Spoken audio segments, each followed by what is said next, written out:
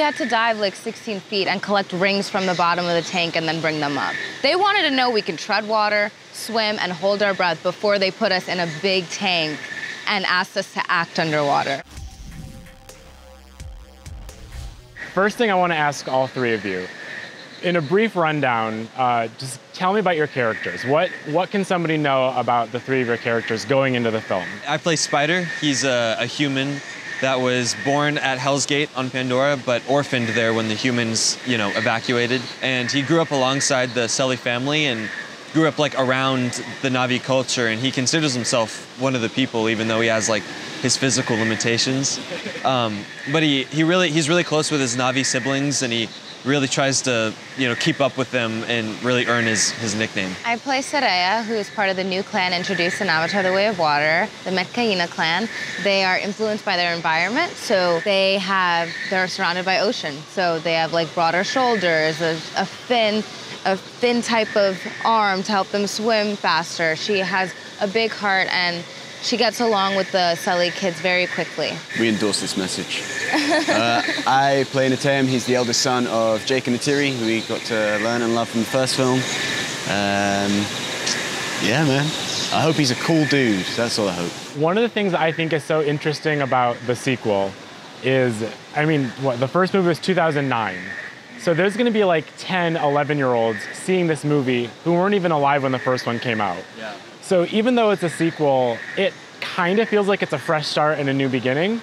With you guys coming in for this new movie, like, how did that feel for you? Do you feel like you're continuing a story or making a new one? I feel like we're definitely creating something new and fresh, but still, obviously, its roots are in the first film, but it's still completely like new and different because of like how much time has passed with like Jake having a family, and also just exploring new parts of Pandora with like new tribes and stuff like that. But also Jim's intention is for each film to have its own arc and own emotional story and journey. So almost as if you can watch them separated and still fall in love with the characters, and you feel like you're on the journey no matter when you've seen the first film. Do you think that someone would need to watch the first film to see this one, or do you think it has enough story to stand alone? Well, it's not like an imperative, but the amount of like emotional weight and resonance this new film will have, it'll be a lot more deepened, and your experience will be a lot more informed if you had seen the first one. But like you said, the story's a completely standalone and a different experience nonetheless. And kind of like, speaking of like the root of the film, the first one had, there was so many environmental messages to it. Do you think that there is still kind of this like activist root in this new film? Do you think it still has a message to tell? I don't think there was necessarily an activist root. I feel like the root of the story has always been family and taking care of each other, even in the first film when you look at the relationship with Jake and Neytiri. But yes, Jim does care a lot about the environment, as I feel like we all do in some capacity. And with introducing the oceans, we get to explore more of Pandora, and it challenges the audience. But I wouldn't say that's the key focal point. It's still an action movie with love and passion that so many people can enjoy. I think it shows what it is, and that's just like beautiful oceans, but it shows that, hey, at the same time, it shows how beautiful our own world can be. So it's like just kind of common knowledge, hey, maybe we should take care of it. So it just shows how beautiful, nature can be. I love what John says. He says that Avatar kind of like parallels to our world, Pandora, and I think that's how people should look at it. Less of like an activist type of way, but more of like Pandora is parallel to Earth.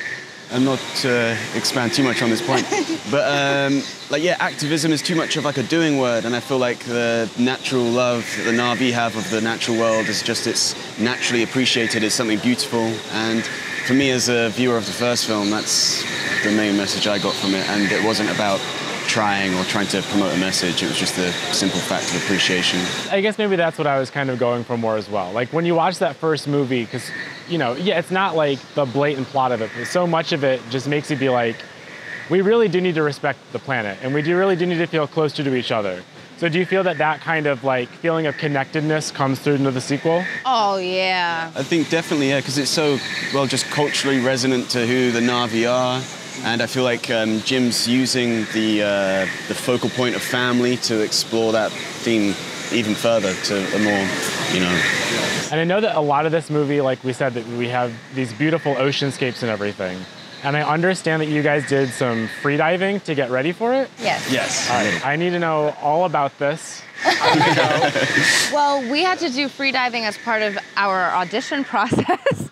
Really? Yeah, me and Jamie were in the same group during our audition process, and we did free diving. Were we not in the same group? We weren't in the same group. That was what I was going to say. Did you get told if you don't do 1 minute, you're going home? I didn't get told that, but I knew I had to do 1 minute if I wanted to be in. Hold your breath for 1 minute to in get the the audition part. process. Yes. It was like the standard. suggested. I don't think it's how I remember it, but it was sort of Yeah. the They didn't come up to you and sentiment, be like, listen. No, and it was Kurt Crack, our instructor in the film, who was instructing us in the audition process. So it was great to have someone a part of the crew that's been with us from the beginning when we barely knew what we were doing to the end when we were free diving, like trained, and almost where I can tell someone how to free dive now because that's how much we did it on set. Did they like actually put you guys in water in the audition, or was it just like they just said, all right, hold your breath? No, we had to dive like 16 feet and collect rings from the bottom of the tank and then bring them up. They wanted to know we can tread water, swim, and hold our breath before they put us in a big tank and asked us to act underwater. That's a really cool audition, though. That's kind of fun. I didn't do that. Yeah. I was like, wait, because I had to do He underwater. auditioned but out, yeah. I also yeah, but they didn't check me. So what if I couldn't? What if they cast me and I couldn't do it? They're waiting for you to grow. Huh? They're waiting for you to grow and become 6 foot. Oh, good point. Make my lungs bigger. Yeah, just waiting for that. I did do 2 years of of performance capture underwater, so free diving, and then another 2 years of scuba because I'm a human, so I had to do live action. So did this movie have a 4-year production? Yeah, for me, I did. Yeah. Yeah, for us it was about 2 years. So your time on set, I always love asking this question. Like, most memorable moment, was there ever a wild moment? Like, what's something that happened during filming where you're like, this is a story I'm just gonna tell everyone for the rest of my life? I don't know how far into production. I think it was 2018. So like less than a year in, we like all kind of came together as a casting crew and we put on these shows called the Scowns. And it would be like guys from like free diving, the brain bar, which is like the computer side, to like scuba guys, stunt guys, and they created this band of like singers, guitar, drums, and we'd all like jam out to like these rock shows on stage that they put together in our sound stage, and that was, I don't know, just something so creative and cool that I don't think we'll ever experience in We a were a different. family. When you work on a film for that long, you are almost forced to bond, but in the most beautiful way. Yeah, you can't help And there were a lot of talented people on set, so they created concerts, and we would be a part of them. Me and Jack played the kazoo Oh, nice. very well. What gosh. song? Give me a song you guys did a kazoo It on. was all rock songs. It was all rocks. I think Like some Aerosmith, AC/DC. yeah, AC/DC. Nice. Good stuff. I auditioned for the kazoo band. I didn't get in. Yeah. You didn't have Not good your breath hair work. was not this long then. You know, you didn't get to rock. Yeah. I was Yeah. doing more of an inhale. Yeah. It's okay. You can audition next time. Thank you so much. Yeah, well, thank you guys so much for chatting with me. Thank It was really you. great. Thank you very much. Thank you man. guys. Nice to meet you. You as well.